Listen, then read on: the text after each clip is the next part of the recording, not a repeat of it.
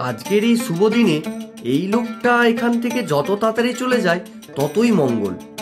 আজ আমাদের বাড়িতে একটা কাজ আছে, আমি ব্যস্ত আছি, তুই আর যা। খুকিকে একবার দেখতে পাবো না? হ্যাঁ, আরে বাবা, বাড়িতে আজ কাজ আছে, আজ আর কারোর সঙ্গে দেখা করতে পারবি না। বাবু সালাম।